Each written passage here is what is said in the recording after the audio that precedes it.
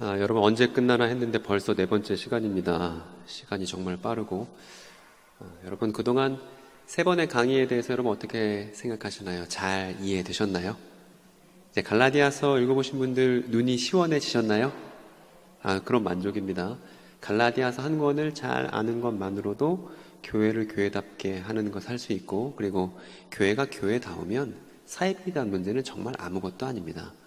그렇기 때문에 오늘 마지막 시간이지만 여러분의 성경 연구가 그치지 않았으면 좋겠고, 갈라디아서 한 권이 시원해진다면 다른 책들도 도전해 볼 수 있는, 또 오늘 교역자분들과도 많은 이야기를 나눴는데 이제 함께 교회가 합력해서 우리가 입을 열어 전해야 되는 진리가 무엇인지가 구체적으로 드러나고 이것을 함께 말해보는 연습들을 할 때 이 지역사회가, 원주 지역사회가 원주 제일교회를 통해서 진리가 무엇인지를 확연히 알 수 있게 되기를 간절히 저도 기도하겠습니다. 이 시간 네 번째 시간을 가지려고 하는데요. 앞에 모니터 화면 한번 띄워주시기 바랍니다. 일단 어제 구독해 주신 여러분 너무 감사하고, 제가 오늘도 구독해 주시라고 영상 하나 띄워놨는데 제가 구존 토라에 대해서 몇 번 말씀드렸잖아요. 그런데 구존 토라가 뭔지에 대해서 궁금하시면 저렇게 검색하셔서 제가 최근에 서울 지역에 있는 다른 교회 가서 강의했던 게 있으니까요. 그 영상을 보시면 토라가 세 가지, 율법이 세 가지 의미가 있는데 그 중에 구존 토라는 이런 의미다. 이것에 대해서 좀 더 자세히 아실 수 있습니다. 그럼 본격적인 오늘 이제 얘기를 시작하겠습니다. 네 번째 이야기죠. 이단 세미나의 마지막 예입니다. 제목을 어떻게 정해봤냐면요, 이렇게 적었습니다. 당연히 하늘의 어머니를 믿어야지요. 이렇게 정해봤습니다. 여러분 사뭇 놀라지 않으셨나요? 여러분들이 놀라셨으면 좋겠어서 이렇게 제목 정해봤는데 아무도 놀라시지 않은 것 같습니다. 여러분, 하늘 어머니의 정체를 파헤치는 게, 저희가 첫 번째, 두 번째, 세 번째 시간에는 신천지에 그래도 포커스를 맞춰서 이야기를 진행했다면, 오늘 네 번째 시간에는 하나님의 교회라는 이단에 대해서 중점적으로 얘기를 해보려고 합니다. 여러분, 이 사람은 바울이고 오늘도 이제 오늘 등장인물을 좀 알 필요가 있는데, 이 사람은 누구냐 하면 요한계시록을 쓴 사도 요한이에요. 그래서 저렇게 생긴 사람이 있으면 사도 요한이구나 하시면 됩니다. 일단 오늘 본격적인 내용을 하기 전에 어제의 내용을 또 정리해 보겠습니다. 첫 번째, 한번 여러분들 읽어보시겠습니까?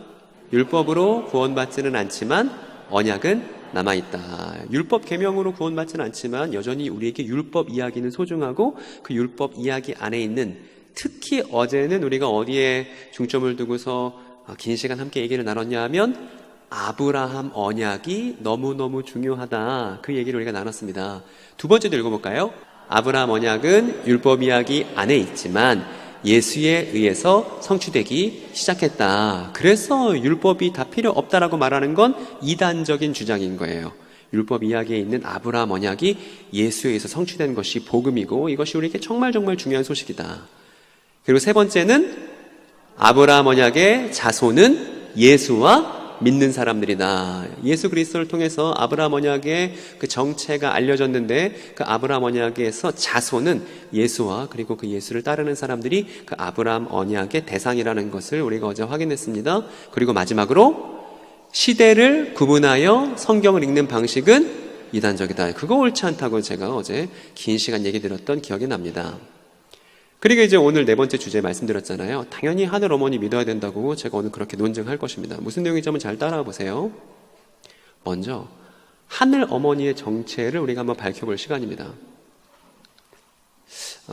조 마크를 쓰는 이단이 있는데요, 하나님의 교회 세계복음 선교협회라고 부르는 이단이 있습니다. 줄여서 하나님의 교회라고 부르는데, 이 사람은 장길자라는 사람이고, 장길자 씨는 저 하나님의 교회 안에서 어머니 하나님이라고 불리는 사람이에요. 그리고 이 하나님의 교회 세계복음 선교협회는 홍보 영상을 보면 이렇게 홍보하고 있습니다. 175개 국과 7,500여 개의 교회가 있다, 이렇게 얘기해요. 그러니까 교세가 어마어마하죠. 그리고 대한민국은 특별하게도 사이비 이단들을 양성해서 전 세계로 수출하는 국가입니다. 한국이 수출한 사이비 이단이 얼마나 많은지 모릅니다. 이 대한민국 사회 안에서 사이비 이단 문제를 해결하지 못하면 전 세계의 민폐가 아닐 수 없습니다. 그래서 꼭 세계 평화를 위해서도 한국 사이비 이단 문제를 반드시 우리 시대에 해결해야 된다는 생각이 드는데, 등록교인이 최근에 태국에 있는 선교사님께도 연락이 왔는데 태국의 하나님의 교회가 워낙 포교를 열심히 하니까 도와달라고 연락을 받기도 했습니다. 전 세계에 전방위적으로 지금 포교를 하고 있는 그런 조직이 하나님의 교회입니다. 그리고 역사가 좀 오래됐어요. 1964년에 안상홍 씨가 설립했는데 원래 전에는 어떻게 불렀냐 하면 하나님의 교회 안상홍 증인회 이렇게 불렀습니다. 명칭이.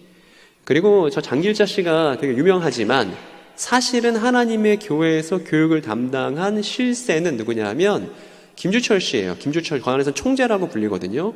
그래서 그 안에서 교육을 담당하기 때문에 저 김주철 씨가 뭐라고 얘기하는지를 주목하고 그것에 대한 성경적인 비판이 필요하다고 생각이 됩니다. 갈라디아서를 우리가 쭉 읽어보지 않았습니까? 갈라디아서에 보면 어떤 구절이 있냐면 4장 어둠에 이런 구절이 있어요.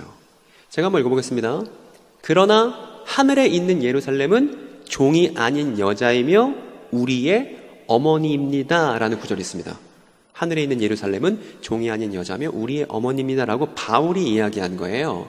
그런데 이 구절에 대해서 하나님의 교회에서 뭐라고 얘기했냐면 많은 부녀자들이 지금도 그 안에 있는데 이삭이 상속자가 된 것은 아버지도 있고 어머니도 있기 때문입니다. 우리 함께 어머니 믿고 천국 갑시다. 이게 저 갈라디아서 구절에 대해서 하나님의 교회가 주장하는 바예요.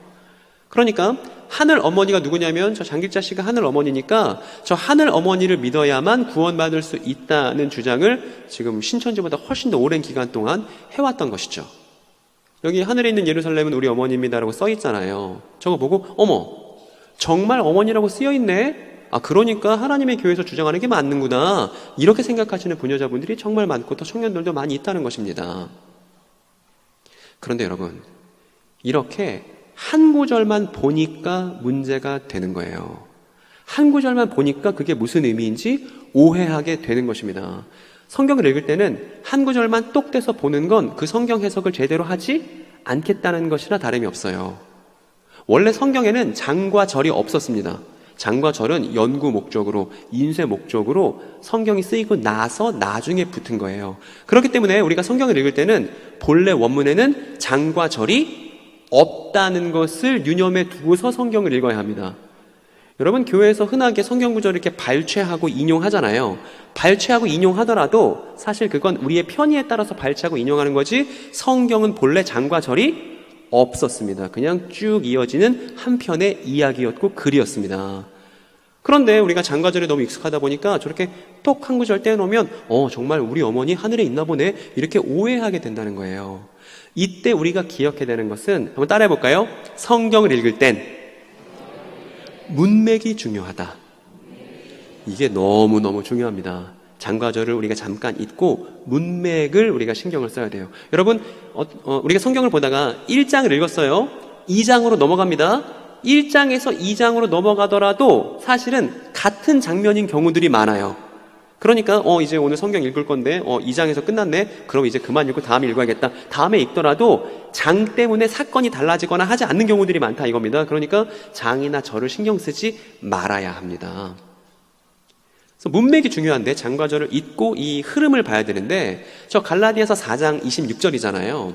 바울이 쭉 편지로 쓴 건데 저 앞쪽 내용을 보니까 무슨 내용이 있냐면 요런 내용이 있어요. 21절인데 바로 5절만 올라가면 율법 아래에 있기를 바라는 사람들이여 나에게 말해보십시오. 여러분은 율법이 말하는 것을 듣지 못합니까? 하고 나서 그 뒤에 뭐가 나오는 거냐면 하늘에 있는 예루살렘은 우리의 어머니입니다라는 내용이 그 다음 나오는 거예요. 그러면 저 앞에서 말한 내용과 뒤에 나오는 하늘 어머니에 대한 내용이 서로 연결되겠죠. 그렇게 어떻게 연결되었는지를 우리가 알아야 이걸 가리켜서 문맥이라고 하는 것이고 성경 내용을 이해했다고 말할 수 있는 것입니다. 근데 여러분 이제 4번째 강의쯤 됐으면 여러분 충분히 맞추실 수 있을 거라고 생각이 됩니다. 저기 있는 율법 아래 있기를 바라는 사람들은 어떤 사람들인가요? 감이 오십니까 여러분? 우리가 했던 내용들을 쭉 돌아보면 사실 갈라디아서를 이해할 수 있을 만한 필요한 것들을 충분히 여러분들께 전달드렸거든요. 저기 율법 아래 있기를 바라는 사람들은 어떤 사람들이에요? 그렇죠. 어떤 사람들이냐면 저렇게 이제 유대 율법으로 교회가 하나 되어야 된다고 주장하는 그릇된 가르침에 솔깃한 사람들이죠. 갈라디아 지역에 있는 교회들에 속한 사람들 말입니다.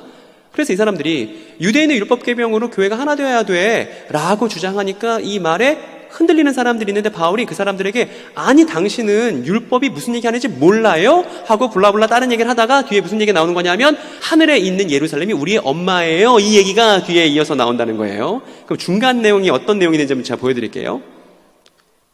이 사람들인데 이 사람들에게 지금 바울이 얘기하고 있는데 율법 아래 있기를 바라는 사람들이여 나에게 말해보십시오. 여러분은 율법이 말하는 것을 듣지 못합니까? 라고 하고 나서 여러분 근데 그 전에요. 제가 이제 떠나야 되잖아요. 여러분 곁을 떠나야 되니까 여러분들이 잘 알고 계신지 테스트를 하지 않을 수 없습니다. 우리가 어제 배운 게 있습니다. 뭘 배웠냐면 율법이라는 말이 나오면 우리가 그냥 넘어가지 말고 율법이 어떤 의미인지 세 개 중에 하나를 골라야 한다고 말씀드렸죠? 여러분 기억나십니까? 기억나시는 거예요? 안 나시는 거예요? 기억나시는 거죠? 여러분? 그러면 율법 아래 있기를 바라는 사람들이여 했을 때 율법은 어떤 율법이에요? 잘 앞뒤 문장을 한번 읽어보세요. 율법 아래 있기를 바라는 사람들이 할 때 율법은 어떤 건가요? 그리고 여러분은 율법이 말하는 것을 듣지 못합니까? 할 때 율법은 또 어떤 건가? 이거를 생각해 봐야 한다는 것입니다. 구조를 한번 잘 들여다보세요. 제가 몇 가지 힌트를 드릴게요. 첫 번째 힌트, 이런 겁니다. 여러분은 율법이 말하는 것을 듣지 못합니까? 아브라함에게 두 아들이 있었는데 하면서 창세기에 나오는 아브라함 이야기를 하네요. 두 번째 힌트를 보여드릴게요. 어제 우리가 배웠었던 내용인데요. 우리가 율법의 의미가 세 가지가 있다고 했잖아요. 첫 번째는 뭐냐면 한번 같이 읽어볼까요? 시작! 시내산에서 받은 이스라엘의 법도 율법이라고 하고 그리고 이스라엘의 법을 확대 적용시킨 구전토라도 율법이라고 하고 그리고 세 번째 뜻 뭐가 있었습니까 여러분? 그렇죠. 창세기부터 신명기까지의 이야기도 율법이라고 한다고 했잖아요. 그럼 맞춰보자는 거예요. 이 세 가지가 율법이라는 말 하나에 다 들어있으니까 첫 번째, 율법 아래 있기를 바라는 사람들이요. 율법으로 교회가 통일돼야 된다고 말하는 그 주장에 마음이 흔들리는 사람들이요. 이 얘기잖아요. 이때 율법은 어떤 의미로 쓰였을까요? 나올 것 같은데요, 답변이? 뭐죠? 네? 그렇죠. 자매님 맞죠? 1번이죠. 율법 계명, 시내산에서 받았던 그 법을 말하는 게 저 첫 번째 율법의 뜻이죠. 그러면 그 다음 나온 율법은 어떤 의미일까요?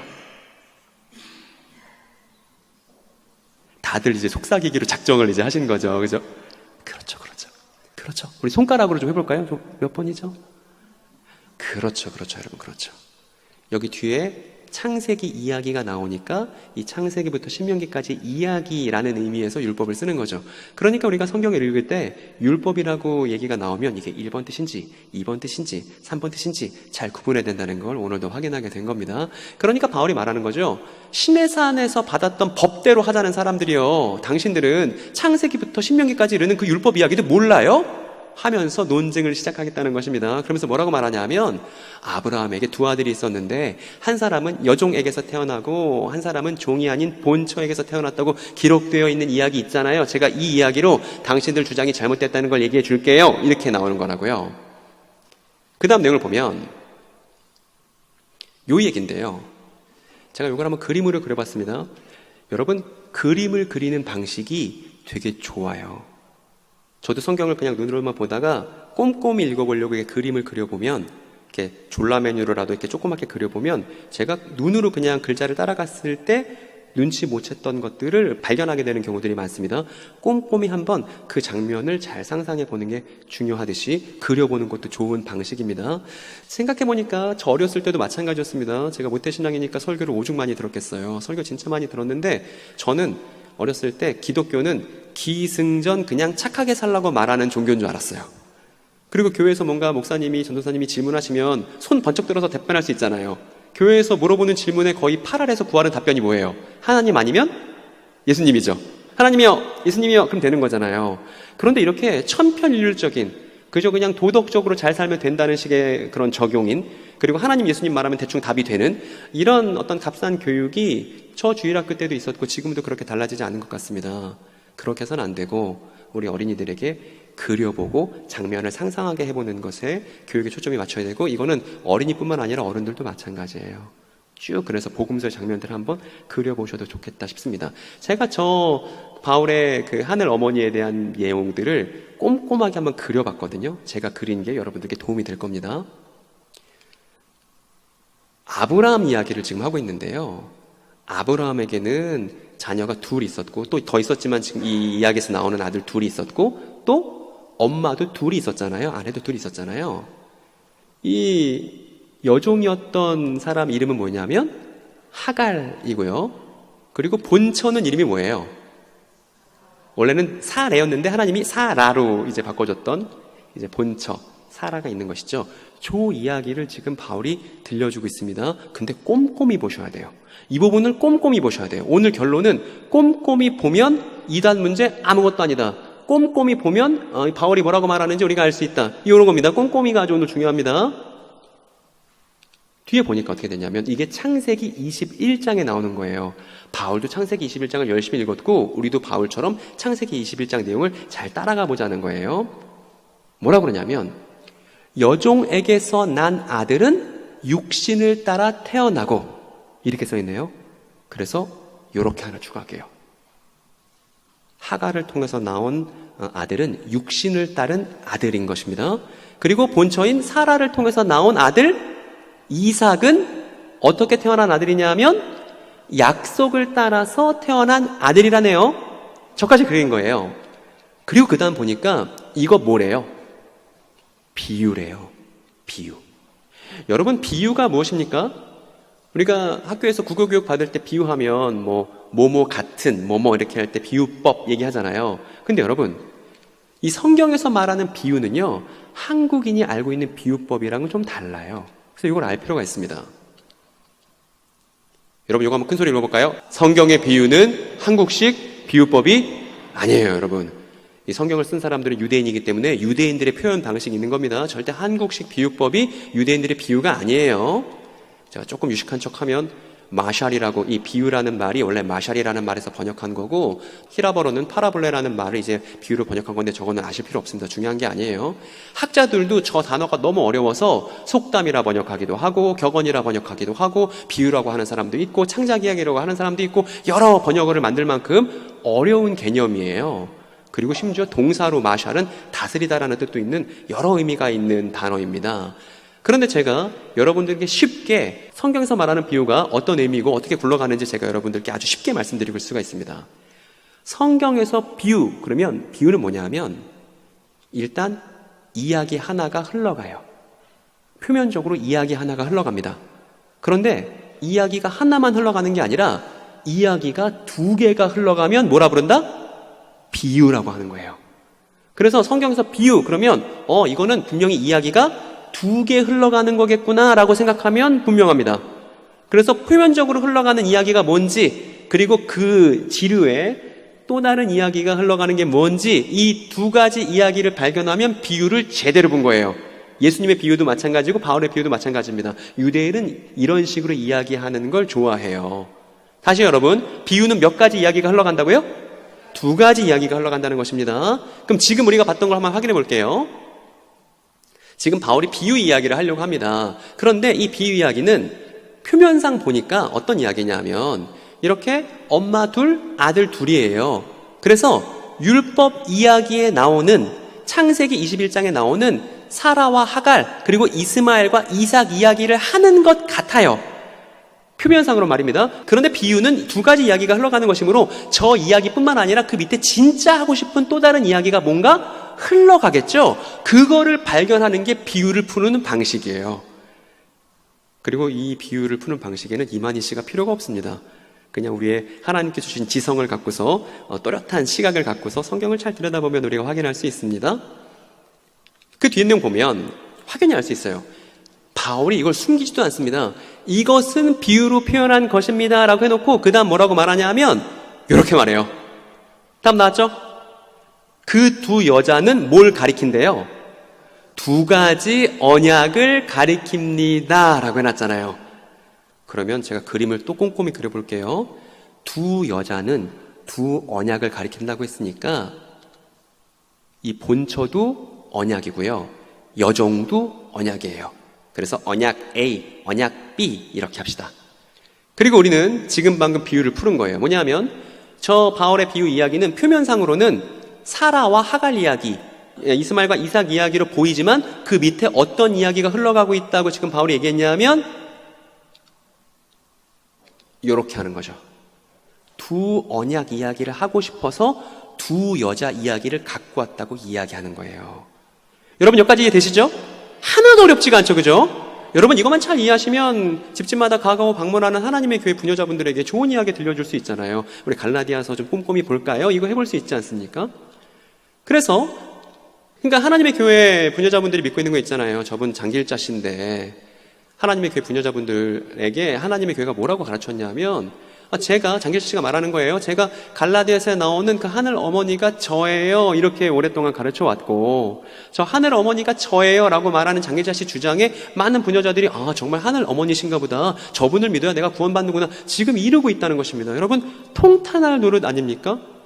가슴을 칠 일입니다, 진짜. 그런데 그분들 저 이야기가 진짜라고 생각하고 저 이야기 멋있다고 생각해서 길거리로 나다니고 가까워 방문하면서 저 이야기를 다른 사람들에게 전달하려고 열심을 내지 않습니까? 이게 너무 안타까운 일입니다, 정말. 그래서 이렇게 말할 수 있어요, 여러분. 이단 문제는요, 또 다른 면으로 생각해보면 연구 없이 성경을 대충대충 읽기 때문에 가능한 게 이단 문제인 거예요. 이제 저게 전데 저는 이제 하나님의 교회 부녀자분들에게도 그렇지만 장길자 씨를 좀 만나고 싶습니다. 좀 만나면 제가 이렇게 꼭 물어보고 싶은데 본인이 언약이세요? 이렇게 물어보고 싶어요.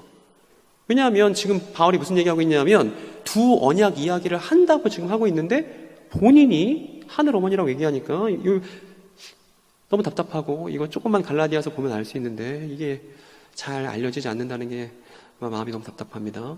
지금 바울은 언약 이야기를 하고 있는 거예요. 그리고 비유 이야기를 하고 있는 겁니다. 그러니까 본인이 하늘 어머니라고 말하는 거 잘못된 거예요. 아까 두 여자 다 두 언약이었잖아요. 그런데 두 여자 중에 한 여자가 자기라고 말하니까 이게 말이 되는 거예요. 답답합니다. 우리 배웠던 게 있잖아요. 여러분 지금 바울이 두 언약 이야기를 갈라디아서 3장부터 했었던 중입니다. 여러분 바울이 갈라디아에서 했었던 두 언약 어떤 언약이 있었어요? 기억나십니까? 뭐가 있었죠? 시내산 언약이 있었고요. 또요. 진짜 중요한 거 또 하나 있었죠. 언약. 아브라함 언약이 있었죠? 시내산 언약, 아브라함 언약 이야기를 쭉 하고 있다가 지금 이 갈라디아서 4장까지 넘어온 거란 말입니다. 그래서 문맥이 중요하다고 했잖아요. 그러면 당연히 두 언약은 무슨 언약을 말하는 거냐면 시내산 언약과 아브라함 언약을 지금 얘기하는 게 분명한 것이죠. 어제도 우리가 확인했습니다. 모세가 받았던 시내산 언약 그리고 그것보다 430년 전에 있었던 아브라함 언약을 지금 바울이 얘기했잖아요. 그리고 바울이 뭐라고 그랬습니까? 적법하게 작성된 유언이 있다면 그 뒤에 무슨 언약을 하든지 그 먼저 체결된 언약을 폐할 수 없다고 하면서 이 적법하게 작성된 유언인 아브라함 언약이 시내산 언약보다 중요하고 저 아브라함 언약 때문에 교회가 탄생했다고 바울이 얘기하지 않았습니까? 저 두 언약 얘기한 거예요. 그래서 우리가 어제 봤었던 본문 중에 저것도 있는 거예요. 내가 말하려는 것은 이것입니다. 하나님께서 이미 맺으신 언약 뭐였냐 하면 아브라함 언약이었고 430년 뒤에 생긴 율법 이거 뭐냐 하면 시내산 언약이었잖아요. 그래서 바울은 지금 계속 아브라함 언약과 시내산 언약을 비교하면서 교회는 시내산 언약이 아니라 아브라함 언약을 따라야 된다고 계속 얘기해 왔습니다. 그리고 이제 갈라디아서 4장으로 넘어간 거예요. 그래서 어제 우리가 확인했잖아요. 교회는 시내산 언약의 율법 계명이 아니라 아브라함 언약을 따라서 유대인이든 이방인이든 하나의 성령받은 공동체를 구성한다. 우리가 계속 이거 줄기차게 확인했던 내용인데 저 두 언약 이야기 뭐냐 하면 확인해 볼까요? 여러분 지금 저희가 두 여자 이야기가 비유이고 두 여자는 각각 언약이며 한 여자는 시내산 언약이고 한 여자는 아브라함의 언약을 상징하고 있다고 가리키고 있다고 우리가 지금 그렇게 얘기하지 않았습니까? 바울이 직접 갈라디아서 쓴 거를 보면서 확인을 한번 해보려는 것입니다. 그 다음 갈라디아서에 바울이 기록한 내용은 이렇게 이어집니다. 우리 저 구절 한번 같이 읽어볼까요? 한 사람은 시내산에서 나서 종이 될 사람을 낳은 하갈입니다. 하갈이라 하는 것은 아라비아에 있는 시내산을 뜻하는데 지금의 예루살렘에 해당합니다. 지금의 예루살렘은 그 주민과 함께 종노릇 하고 있습니다. 그러면 여종인 하갈은 뭘 상징하는 거냐 하면 시내산 언약을 가리키는 것이죠. 여기 힌트들이 잔뜩 나옵니다. 써놨잖아요, 바울이. 한 사람은 시내산에서 나서 종이 될 사람을 가리킨다고. 또 시내산이라는 말을 2번이나 반복합니다. 그래서 저 여종은 뭘 상징하는 거냐 하면 당연히 시내산 언약이라고 대놓고 써놨잖아요. 그리고 하나 더. 여종은 시내산 언약이죠. 그리고 또 하나 의미가 추가됩니다. 하갈인 여종은 시내산 언약을 가리키면서도 또 누구를 가리킨다고? 누구라고 말하면 안 되죠. 하갈은 여종이잖아요. 그 여종은 시내산 언약을 상징합니다. 그리고 여종은 또 뭘 가리키고 있죠? 저기 뭐라고 써있죠? 지금의 예루살렘. 이 지금이라는 건 바울 당시의 지금일 거잖아요. 그래서 이렇게 할 수 있는 거죠. 지금의 예루살렘 그리고 여종 시내산 언약은 한 세트인 거죠. 이렇게.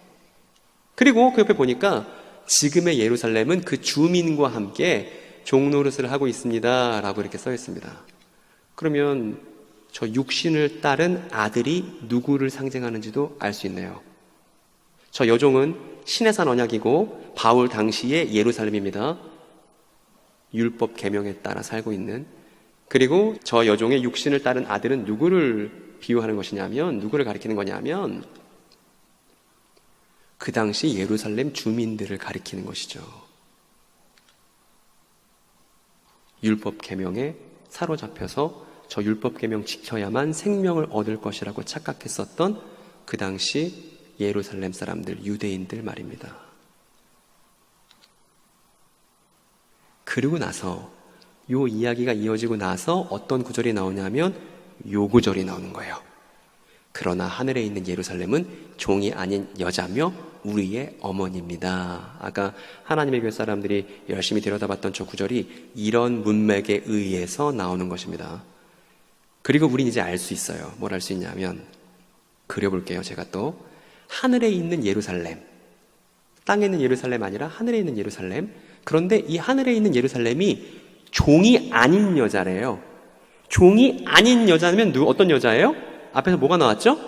본처죠, 본처. 본처 누구였죠? 아까 하갈 아니고 사라였죠. 그러니까 이 하늘의 예루살렘은 뭘 가리키는 거냐면 종이 아닌 여자인, 후첩이 아닌 본처인 사라를 가리키는 거예요. 그리고 사라가 우리 어머니래요. 근데 이건 사라가 실제 사람이고 우리 어머니다 이런 얘기가 아니고 사라를 가리키고 하는 게 아니라 비유라고 했잖아요. 그리고 비유는 언약을 가리킨다고 했잖아요. 그러면 하늘의 예루살렘이자 종이 아닌 여자가 가리키고 있는 언약은 어떤 언약일까요, 여러분? 그렇죠. 저 본처, 종이 아닌 여자, 본처, 자유인이 의미하는 언약은 어떤 언약이냐면 언약 A, 이것의 정체는 아브라함 언약이죠.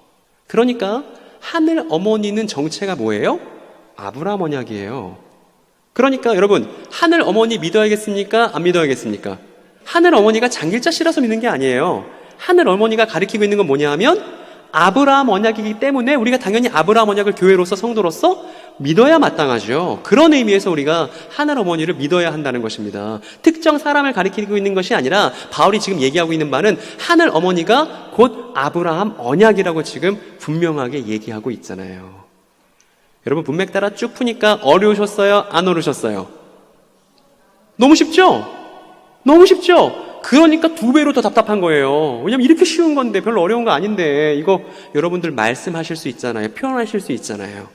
그러면 주변에 하나님의 교회 믿는 분들 같이 만나서 이런 거 얘기하는 거 어려운 일도 아닌데 이거를 몰라서 장길자 씨를 추종하는 게 우리 보기에 이웃들이 너무나 안타깝지 않습니까?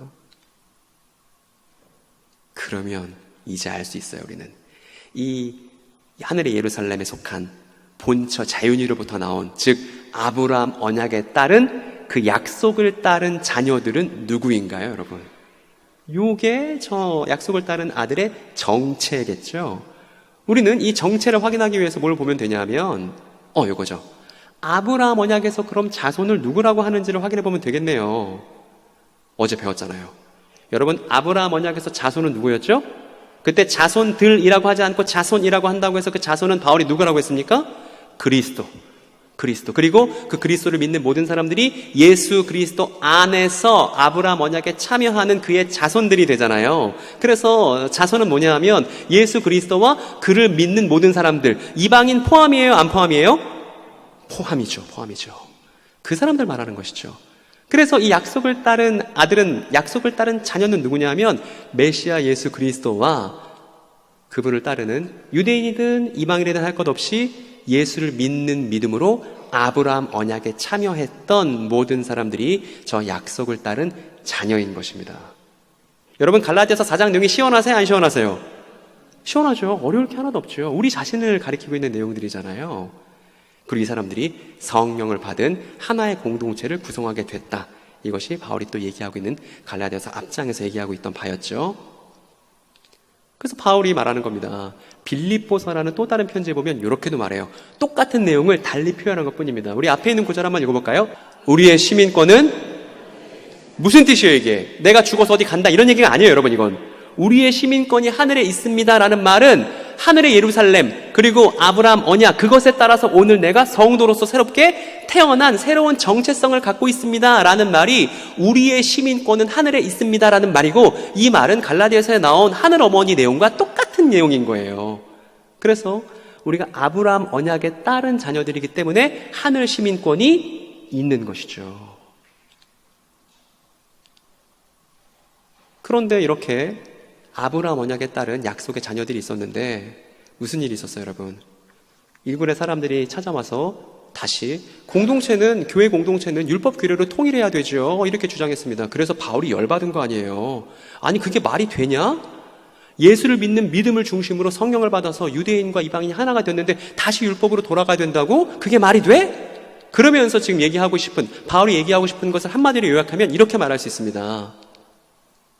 교회는 율법 계명의 노예가 아니라 아브라함 언약을 따라 태어난 자유인이야. 그러니까 더 이상 율법 계명의 노예가 되라고 주장해선 안 돼. 교회는 저 주장에 흔들려선 안 돼 라고 말하는 것이 갈라디아서라는 편지의 주제입니다.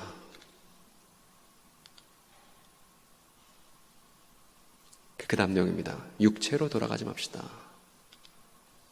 여전히 우리는 갈라디아서 내용을 쭉 살펴볼 건데요, 갈라디아서 3장 3절에 보면 이런 내용이 있습니다. 여러분은 그렇게도 어리석습니까? 성령으로 시작하였다가 이제 와서는 육체로 끝마치려고 합니까? 라는 구절이 있습니다. 여러분, 제가 아까 성경을 해석할 때 중요하게 신경 써야 되는 거, 그 문자로 시작하는 거 뭐라고 그랬죠? 그렇죠. 문맥이요. 문맥이 너무 중요합니다. 한 구절 똑 떼서 보면 그게 무슨 의미인지 잘 몰라요. 그래서 그냥 제 개인적인 생각으로는 교회에서 약속의 말씀하는 거 좀 별로입니다. 왜냐하면 약속의 말씀 한 구절만 똑 떼서 사실은 그 부분을 연구하는 사람 별로 없고 그냥 다 좋은 구절만 뽑아주잖아요. 그래서 뭔가 이 한 구절 똑똑 떼서 하는 게 교회에 약간 습관처럼 남아있습니다. 현수막 같은 것도 교회에서 만들면 꼭 밑에다 뭐 넣어요. 성경 구절 한 구절 좀 멋있게 이렇게 넣잖아요. 그런 거 좀 안 했으면 좋겠어요. 한 구절 떼서 쓰는 버릇이, 교회 달력 어떻습니까? 맨날 밑에 보면 한 구절씩 써있죠. 근데 그거 연구하는 사람 있어요, 없어요?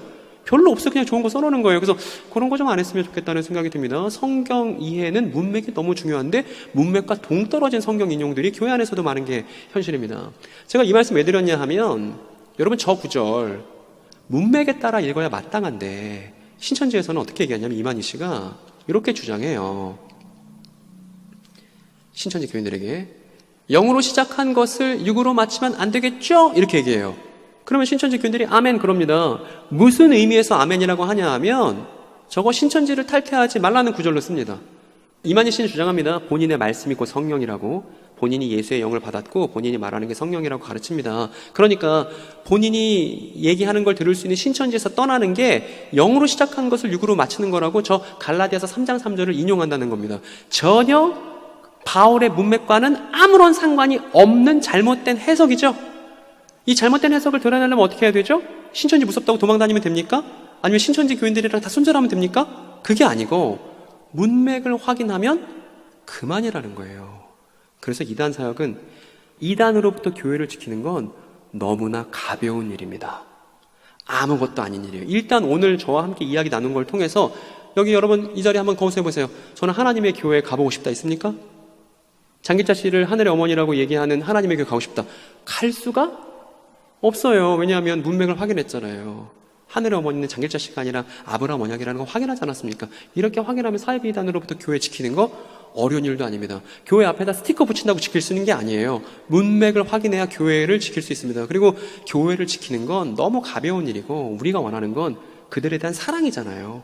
그들에 대한 선물을 준비하는 거잖아요. 그들이 진리를 깨달을 수 있도록 진리를 맡은 교인으로서 성도로서 그에 걸맞는 행동을 하자는 것이지 교회를 그저 지키자는 건 너무나 낮은 성취도라고 생각합니다. 그러니까 대한민국 사회비 이단 사역의 목적은 교회를 지키자가 되어서는 안 된다고 생각해요. 그들에게 진리를 가지고 섬기자가 되어야 한다고 생각합니다. 여러분 아멘이신가요? 그쵸, 아멘이죠. 그게 예수님 스타일이잖아요. 우리 교회 누가 올까 의심하고 새로운 사람이 뭔가 와서 열심히 하면 저 사람 신천지 아니야? 저 사람 뭔가 신천지 소문 있는 거 아니야? 제가 이런 전화를 너무 많이 받습니다. 전국 교회에서. 꼭 전화해서 저희 교회 이상한 사람이 있는데요. 그 사람 신천지 아닌가요? 이런 질문들 목사님에게도 많이 받고 장로님에게도 많이 받고. 그럼 제가 뭐라 그러냐면 그 사람 신천지면 어때요? 제가 그래요. 만나서 얘기해보면 되잖아요. 얘기해보고 성경 이야기 해주면 되잖아요. 그리고 교회에 신천지 교인이 왔다 손 치더라도 성경 이야기 교인들이 잘 알고 있으면 걱정할 게 뭐가 있습니까? 어쨌든 저 얘기하다 했는데 성경 해석에 있어서는 문맥이 중요하기 때문에 앞뒤 읽어보면 그만입니다. 이렇게 써있잖아요. 여러분은 그렇게도 어리석습니까? 성령으로 시작하였다가 라고 이제 하죠. 바울이 얘기하는 건데 여러분 이 성령으로 시작하였다가가 이제 무슨 의미인지 여러분 아시죠? 우리 이단 세미나를 통해서 지금까지 강의를 통해서 여러분 들으신 내용이 있으니까 이제 짐작이 되시죠? 성령으로 시작하였다가 하고 나서 그 다음 무슨 얘기가 나오냐면 여러분이 성령으로 시작했기 때문에 겪었었던 그 많은 고난은 다 허사가 되었다는 말입니까? 참말로 허사였습니까? 라고 이제 바울이 얘기하는 내용이 이어집니다. 여러분 기억나십니까? 성령에 대해서도 우리가 다뤘었고 고난에 대해서도 다뤘습니다. 기억나세요? 우리 두 번째 날 다뤘었는데 베드로가 십자가의 예수, 부활의 예수를 설교하자 이방인들도 성령을 받았잖아요. 그래서 유대인들이 거기서 깜짝 놀라지 않았습니까? 그래서 어떻게 됐어요? 유대인과 이방인이 하나 되는 교회 공동체를 이룰 수 있게 됐죠. 뭐를 통해서? 성령 받은 그 사건 통해서 말입니다. 그리고 두 번째, 교회는 자랑해야 되는데 신비 체험을 자랑하면 돼요, 안 돼요? 안 돼요. 교회는 뭘 자랑하죠? 바울의 환상을 통해서 우리가 알게 됐죠. 연약함과 고난을 자랑하는 게 교회 공동체라고 우리가 배우지 않았습니까? 그러니까 지금 바울이 똑같은 얘기하는 거예요. 여러분들 성령으로 시작했는데 이방인임에도 불구하고 믿음으로 성령 받아서 교회를 시작했는데 그리고 우리는 고난을 자랑하는 이 교회를 시작했기 때문에 여러 고난이 있어서 그 고난을 자랑해야 되는 사람들인데 우리가 십자가를 본받는 사람들인데 어찌해서 그렇게 성령의 교회를 시작했는데 다시 육으로 돌아가려고 하세요? 라고 지금 바울이 따져 묻고 있는 것이죠. 그리고 육으로 돌아간다고 하는 말의 의미는 이것도 우리가 어제 했던 겁니다. 아브라함 언약이 있죠. 그리고 아브라함 언약이 있고 430년이 지나니까 시내산 언약이 있었습니다. 그런데 이 아브라함 언약은 율법을 경유하지 않고 율법 계명을 지키는 것 없이 이 아브라함의 성취가 누구부터 시작됐죠, 여러분? 메시아 예수를 통해서 시작됐습니다. 그분께서 아브라함 언약에 나온 그 자손이니까. 그래서 예수께서 시작하셨던 그 아브라함 언약의 성취, 그것 때문에 무슨 일이 발생했냐 하면 성령 받고 고난 받는, 성령 받고 고난을 자랑하는 공동체가 시작됐는데 그것을 가리켜서 두 글자로 뭐라 그러냐 하면 교회라 하잖아요. 아브라함 언약을 따라서 탄생한 성령과 고난의 공동체가 교회라고 바울이 갈라디아서에서 교회가 무엇인지 얘기하지 않았습니까?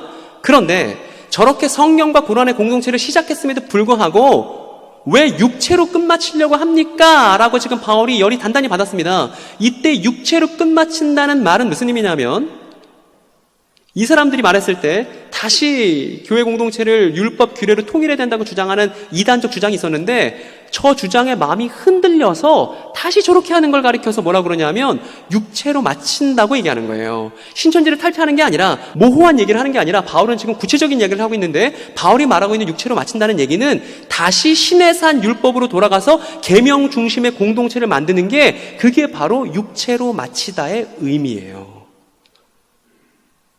여러분, 그림으로 이렇게 표현할 수 있습니다. 메시아 예수에 의해서 이제 아브라함 언약의 성취를 살아가는 교회가 탄생했는데 육체로 마친다는 건 어떻게 하는 거냐 하면 다시 거꾸로 가는 거예요. 다시 시내산에서 받았던 계명 중심의 공동체로 돌아가는 거예요. 저렇게 하면 예수께서 십자가 지시고 고난받고 돌아가실 필요가 없게 돼버립니다. 성령 받은 공동체가 탄생한 걸 허사로 만드는 일이 돼버려요. 그래서 육체로 마치겠느냐는 다시 율법 계명으로 돌아가겠느냐, 이렇게 말하고 있는 것이죠.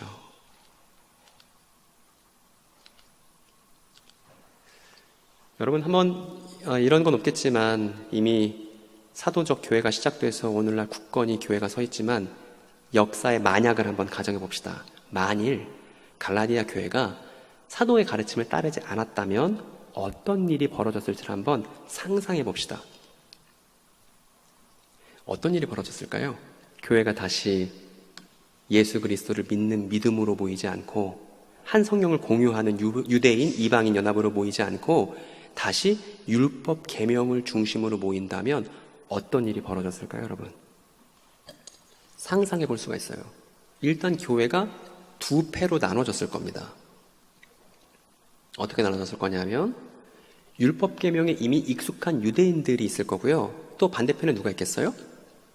율법 계명에 이제 익숙해져야 하는 이방인으로 두 그룹이 나눠지겠죠. 그리고 이 두 그룹이 할례와 음식법 이런 것들에 의해서 나눠지고 서로 점점 멀어질 거예요. 왜 멀어지냐면 이 계명을 중심으로 유대인들은 할례, 음식법 다 익숙한데 이제 그리스도를 믿은 이방인들이 이제 당신도 계명 지켜야 된다고 해서 막 이제 계명을 지켜야 되는 그런 상황이라면 말입니다. 이렇게 될 거예요. 율법 계명을 이제 배워야 하는 이방인들은 맨날 배우는 사람이 될 거예요. 그리고 그들 머리 위에 누가 올라서겠어요? 이미 율법 계명에 익숙한 유대인들이 이방인들 위에 군림하는 조직이 될 걸 쉽게 상상해 볼 수 있습니다. 그리고 어떤 교회 안에 율법 계명을 아주 전문적으로 잘 알고 있는 어떤 사람이 있다고 칩시다. 그러면 그 사람이 어떤 위치를 점유하게 되냐면 그 전에 이렇게 해요. 아마 유대인들이 이렇게 말하겠죠. 이방인들이 이제 새롭게 예수님 믿는다고 하면 일단 할례부터 받고 계명들을 우리에게 차차 배우도록 해 라고 해서 유대인이 이방인을 지배하는 교회가 됐을 거예요. 만일 사도들의 가르침을 갈라디아 교회가 따르지 않았다면 말입니다. 그리고 자연스럽게 교회 구조가 어떻게 됐겠어요? 유대인에 의해서 이방인들이 지배받는 이렇게 피라미드 구조가 됐겠죠. 마치 회사처럼요. 관료제처럼요. 그리고 저 피라미드의 꼭대기에는 뭘 갖다 두겠습니까? 이렇게 계명을 갖다 두겠다고 하겠죠. 그런데 저런 공동체에 계명을 전문적으로 아주 잘 아는 사람이 있다면 그 사람은 저 계명 뒤에 숨어서 저 공동체에서 왕처럼 행세할 수도 있을 거예요. 그리고 저 사람들이 계명을 지키는 이유를 뭐라고 생각하겠어요?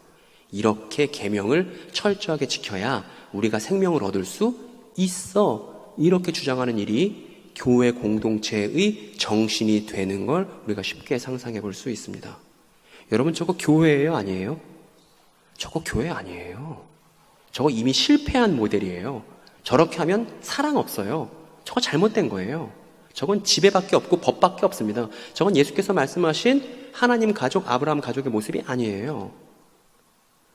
만일 사도들의 가르침에 따르지 않았다면, 그래서 계명 중심으로 공동체가 연합하게 되었다면 분명히 교회는 계명을 숭배하게 되었을 겁니다.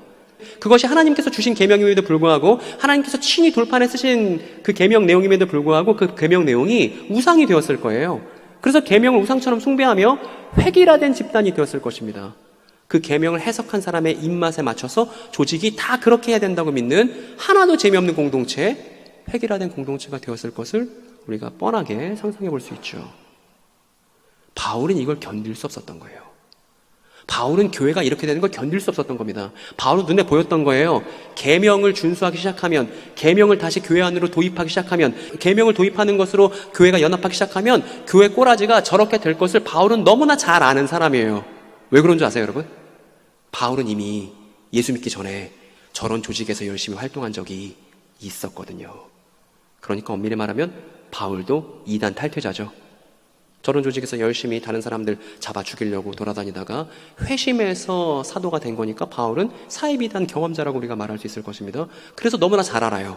자기가 전에 속했던 조직이 하나님의 뜻을 성취할 수 없는 대단히 굳어버린 딱딱하고 남들을 지배하려고 하는 공동체라는 걸 바울은 경험적으로 너무 잘 알았을 것입니다.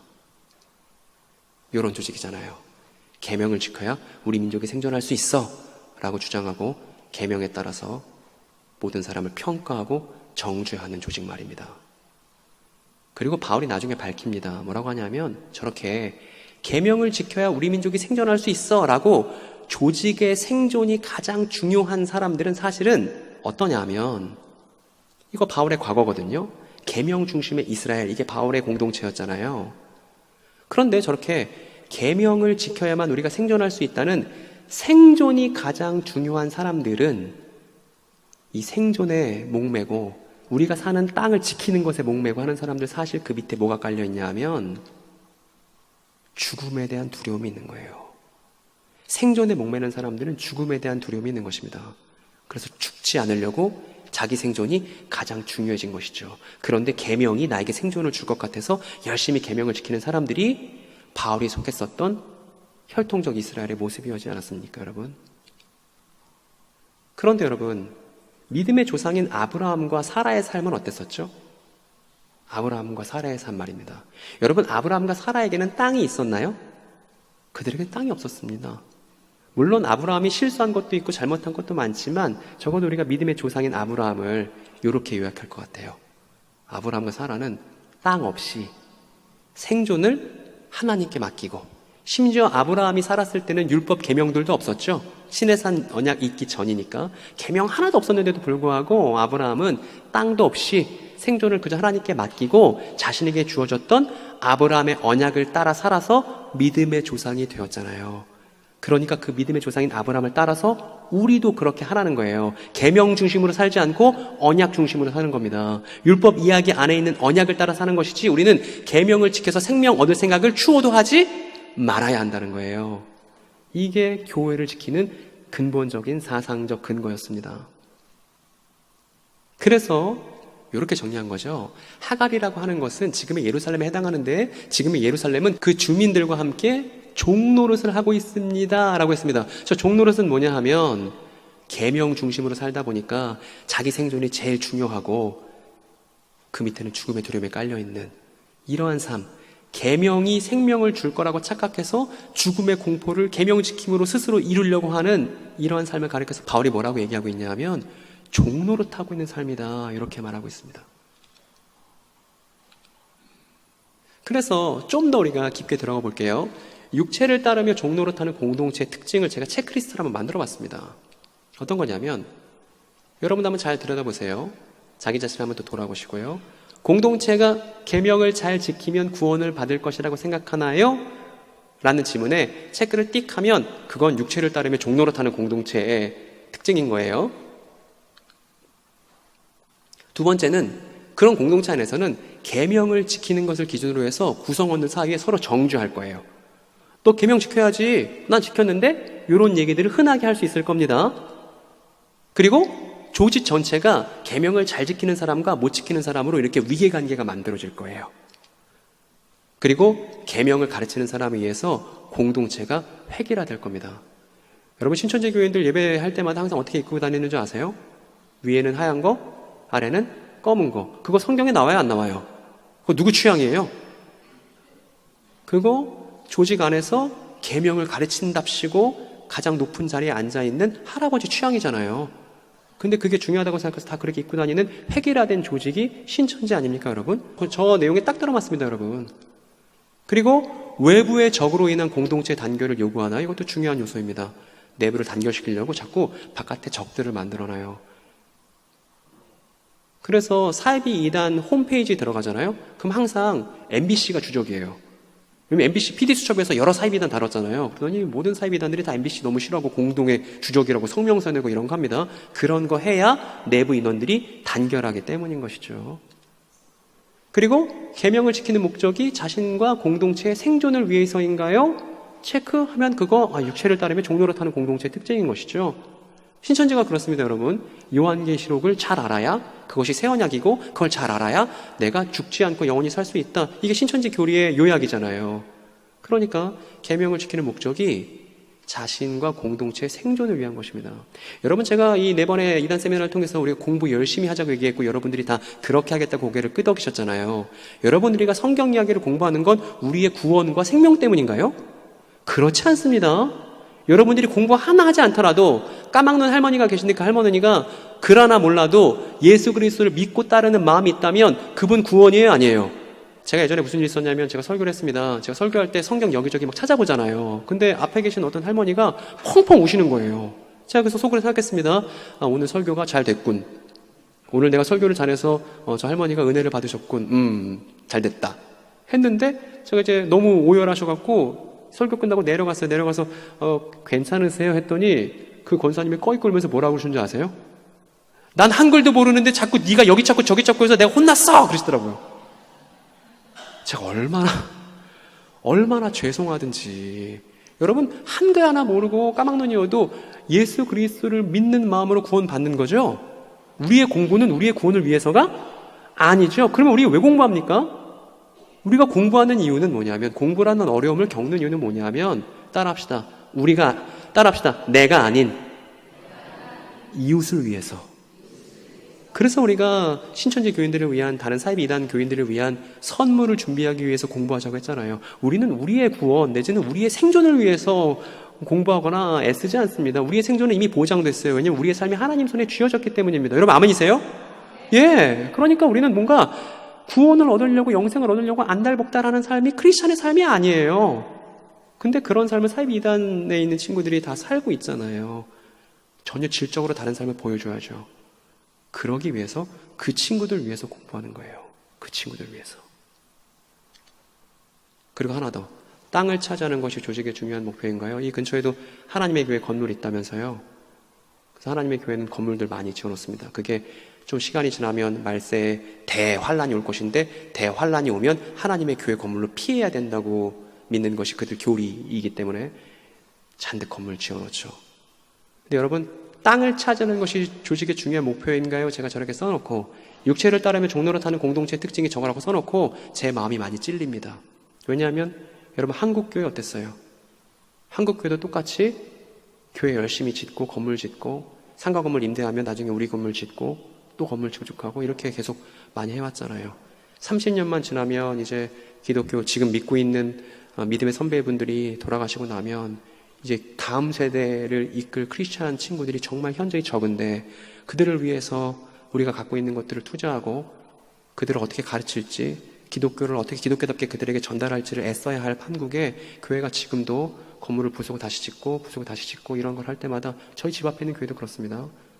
뭐 교회마다 사정이 있고 거시적인 그림이 있겠습니다만, 그럼에도 불구하고 만약에 땅을 차지하고 건물을 올리는 것이 교회의 목적이라면 이건 정말 아쉬운 일입니다. 여러분, 이 체크리스트에 하나씩 체크를 할 수 있잖아요. 이렇게 전체 다 체크할 수 있는 조직은 육체를 따르며 종노릇하는 공동체라고 봐도 무방하겠죠. 저는 잘 알고 있습니다.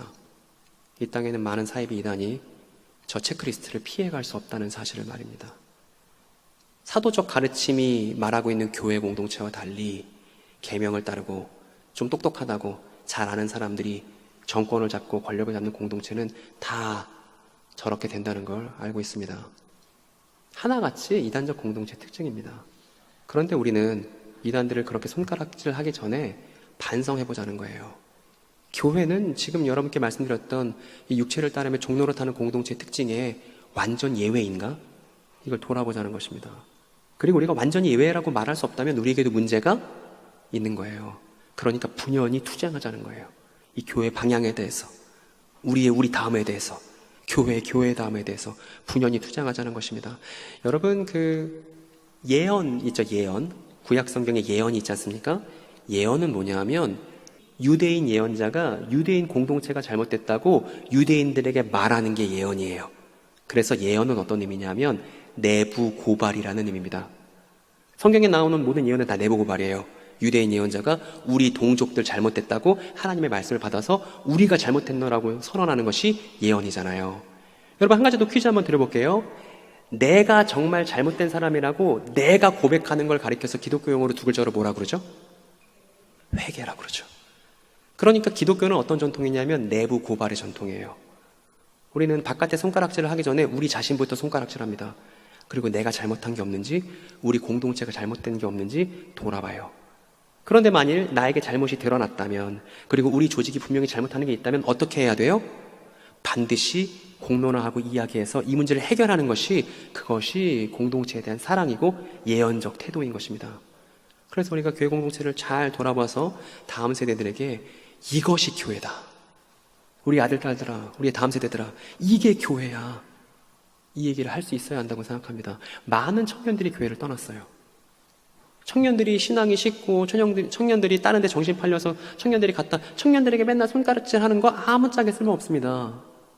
뭘 해야 되냐면, 우리가 정말 기독교다운 매력을 다음 세대들에게 전달하는데 합당했는가? 우리가 잘해왔는가? 여러분, 기독교 공동체는 로마 제국 치하 안에서 가장 혁신적인 공동체였고, 가장 사랑이 넘치는 공동체였고, 가장 파격적인 공동체였습니다. 로마 제국을 뒤집어 흔들 만큼 말이에요. 그런데 오늘날 이 땅의 교회가 정말 그런 파격적인, 혁신적인 사랑의 모습을 띠고 있는가? 교회인 우리 자신이 돌아봐야 한다는 거예요. 이것이 예언이고 이것이 회개이기 때문입니다. 그러니까 저 체크리스트를 잘 기억하셨으면 좋겠어요. 그리고 육체를 따를 것인지 육체와 맞설 것인지의 선택만이 있을 뿐입니다.